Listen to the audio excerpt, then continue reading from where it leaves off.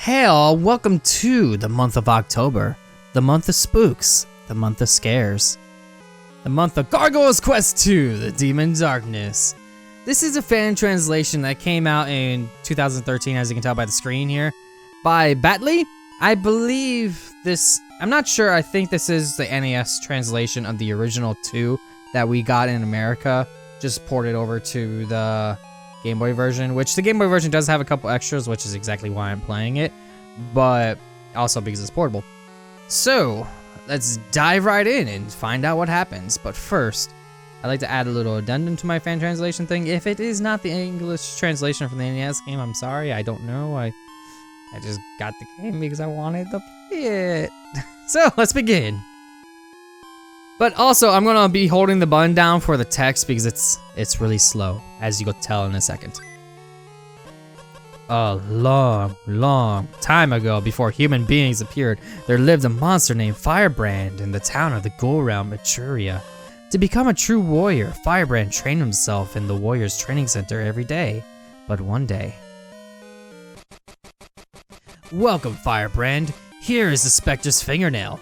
You will have the honor of receiving this when recognized as a true warrior. It's time for you to go to the Warriors Training Center. Yes, basically we have to go to the Warriors Training Center to get buff, to basically get our stats back up. But as you can tell, the Warriors Training Center is pretty simple, and it's weird that we have to do this every single day. Anyways, let's talk to people. Strangers have been wandering around here recently. You need to become a true warrior as soon as possible, Firebrand. Firebrand, make sure to complete your mission. Do not disappoint King Morak. Okie dokie. Let's talk around town here and find out what people have to say. Stop moving, stop moving. Once people leave this town, they never come back. I wonder what happens to them. I have no idea. But thankfully, the text is really fast when I hit the buttons. I could speak it normally. Firebrand, won't you give up becoming a warrior? Don't waste your time. Give up. How about no, jerk? I want to talk to you. Stop, stop. There we go. I often see strangers hanging around outside. Who on earth are they? I don't know. I have a feeling we'll find out soon. Because video game logic. Stop moving. This is Manchuria, where King Morak rules. Okay. Firebrand, you are just a trainee. You are not allowed to leave this town unless you become a true warrior. I have a feeling that's going to happen sooner rather than later because this is a video game. And if I stayed in town the entire video game, things would be weird. I wonder if there are any games out there that actually are in town the entire time. You need to move, thank you. There is a warrior's training center in this town. Yeah, let's go to it. Found it. I have no idea how he's not able to find it. But yeah, let's find out what's going on in here. Hi, Firebrand. You can go to the training center through the room on your right. All right. And what are these sickly dudes looking sickly for? Though I really want to be a true warrior, the training here is too hard for me. You'll never be a true warrior, and I'll show you why in a second. They say Argov's pot can be exchanged for the Spectre's fingernail. Yep.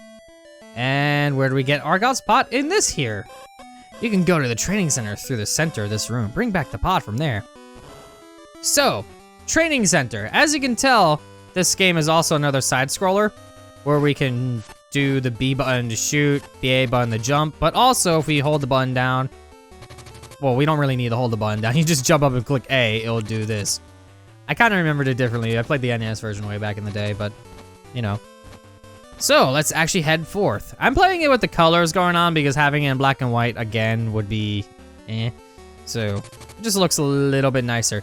But yes, I'm going to show you why this training is really, really simple. We're looking for Argov's pot, right? Let's go right over here and do a jumpy. Done. I'm glad to see you are safe, Firebrand. The black light appears suddenly and... Hurry to the king! Hurry! Yep, it seems like things are going bad. But we have Argov's pot already, so we're already one step towards getting the Spectre's fingernail. But will the king die or something before we get it? As you can tell, the town is actually now a stage. The town's in danger, so we gotta work our way through the town to actually get to the king. Which is kind of a neat touch, having the first town be like first level sort of deal. And it's also neat because you're basically playing exactly what you just saw, which is also pretty cool. But I'm gonna be careful here because I only have 3 hearts and I'm in the dead beginning of the game, which basically makes it stupidly hard. So I'm going to kill everything in my path as quickly as I can, and I'm going to jump down here. Because I believe there's another little pot right here next to an enemy right here. Ow. Yep, that happened. So I'm going to need to find a heart, but I do know where there isn't a life upgrade in this level. If it's the same as the NES one, I definitely know where that life upgrade is. So I'm going to head straight there and grab it if I can. I almost died there, but it's okay. Problem is the Game Boy version has the same issue most Game Boy games have where you can't really see much. Especially if it's been ported from another console, which in this case this is an NES port. But they worked with what they could. As you can tell, I kind of have like a little border around me so you can kind of see me better, especially on the Game Boy screen. Which actually helps when you have a color on your character. Which thankfully it's red in this case, which kind of works because Firebrand and I'm dead. I hit the button too soon, I had to wait for the thing to go off screen. But it looks like I'm back in the beginning. But you know what that means? When you die, you keep your pots, which in this case are 4 souls, which is nice. So I am just gonna go through and collect all the pots I got when I died. So there's one. Use that. Because if we trade in the pots at the shop in town, which I completely avoided going into because I had no reason to go into yet, I can get some Maelstroms, just like the first game. Which will be nice to have, but for now, I am just going to go through and grab what I need. How many times am I gonna do that? I like just missed it. And that's really, really stupid. Can you, thank you. I'll just wait. I'll just wait. This time around, since I have 2 hearts, I'm going to get the life upgrade and just make sure that I have 4. You just get over this big building that wasn't that tall to begin with. Let's see if I can just be very cautious about this. And there we go. Okay. I could just make that, but I'm going to be a little bit cautious about it. I'm going to get that health upgrade, which is right in here. Perfect. Now I have 4 hearts. Now I just got to be careful not to lose that heart early. Especially with the distance I could see on the screen being a little bit pathetic. But as long as I'm careful, there's an enemy right over here. Yes, right here, this dude. I'm gonna do this and just kind of narrowly avoid him. Let him just jump to his death. And then this guy right here, I'm gonna let him do the same. That way I can keep my hearts. Alright, we are basically in the clear for the rest of this level. The rest of this level is pretty simple. Ow. I say as I get hit, but I got hit on purpose because I knew there was a heart right here. Haha! I'm not gonna make that jump. Let me try that again. There you go. Let's kill you and then head into the first boss, Nagus, which is gonna be a little bit tortured due to the what I can actually see on the screen. Can you like, can you jump somewhere else? That works. I can just barely see you. Okay. The nice thing is I can still sort of hit him for the most part, depending on where he's at. He's gonna jump again. I'm gonna try to avoid getting hit as much as possible. Let's get up here. And then I'm gonna go over here. I didn't make that. It's okay, it's only 1 hit of many. Can you jump, please? Thank you. I don't know if I'm hitting you, but I'm not gonna risk another shot. I don't want to get hit because I don't want to die. Okay. Aha! Ooh, that was kind of close.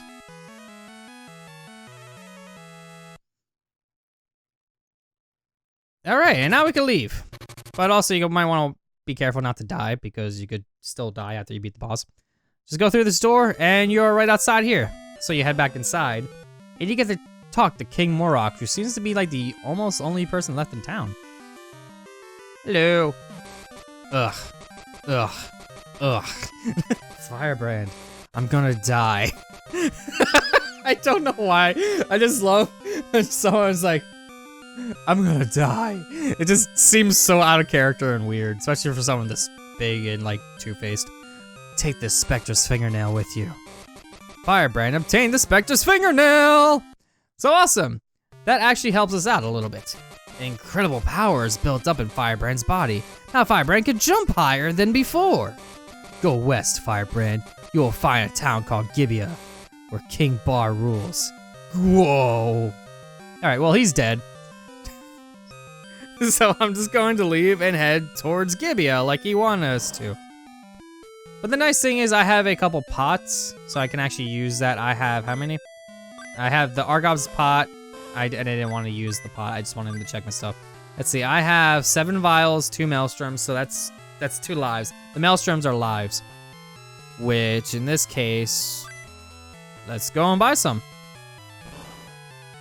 I should be able to afford just one. Yeah, this is the right building, I believe. Yes, it is. I will exchange, oh.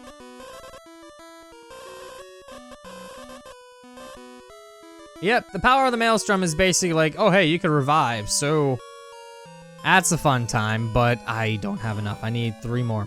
And the nice thing is if I leave town, I can just go get some more because there's usually some on the world map, which you'll see in a second. World map is kind of like the first game in how it's kind of big and open. And the nice thing is you can kind of see more of it, and it's a little bit more detailed from the first game, but that's because they actually did a decent job of porting this game. But we had to head west. So I can do that, but of course I headed the wrong way. Problem is that I can't really see the map as well. And there's no way I could actually view like a map or whatever, but that's because it's not really technically made for this. I believe I can get some vials right here if I wanted. 6 vials, awesome. So what I'm going to do is I'm actually going to just kill this guy really quick. Hello. You seem to have obtained the Spectre's fingernail. They are tough, good luck. Oh, I guess I'm not fighting him then. So I can get more lives, which I'm gonna do that really quick because that's kind of in my best interest to do. Have more lives than not. Let me just go back to town. At least everything's a little bit easier to see on the world map compared to the first game. Let's go right inside here and actually buy one of them. Now that I have 13 of them, technically I could just keep dying and game overing and then just buy like 1,000,000 lives. I think the max is 9 like the first game. I don't remember. It's nice to have like a ton of lives because if you keep dying, especially on bosses, but you have to use vials to get it, and they are kind of finite on the world map, but you can find them in stages pretty simply. You just keep going back in them, depending on what stage it is. Yeah, now that I have an extra life, I am going to go and face those dudes like the guy wanted me to do.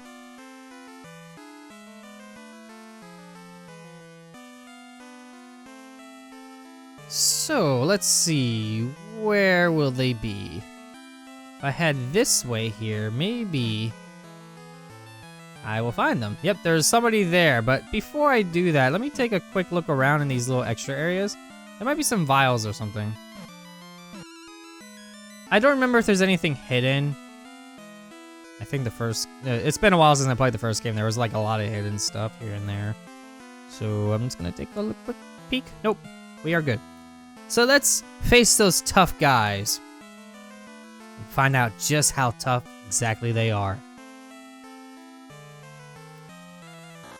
You must be from the ghoul realm. Oh, yeah, that's usually how that works. All right, so hello. Oh, hello there. Yep, they are super tough. So what I'm going to do is I'm going to jump and kill them.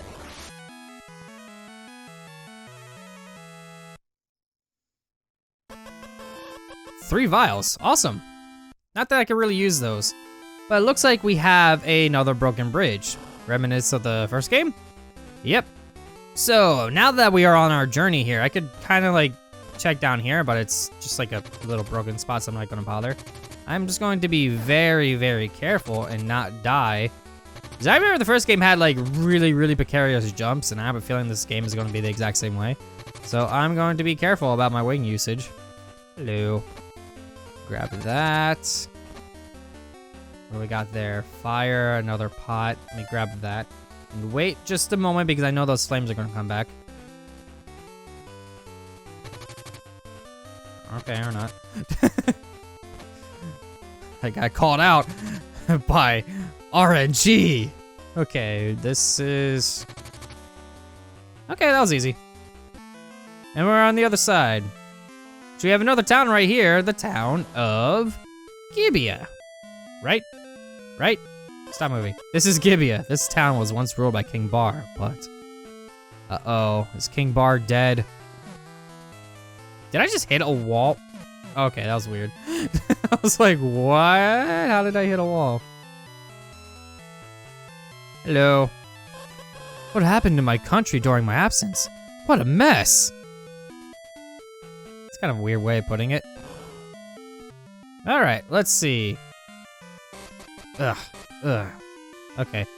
Something's wrong with him too, but he's not actually talking to me, so I could probably take a look around his place if I so chose. He's not dead. King Bar's magic was sealed. You should have come a little earlier. Yeah, I would have helped. Not really. Okay, well let's check the other side. I might need to find some more information on what's going on here, find out where I can go.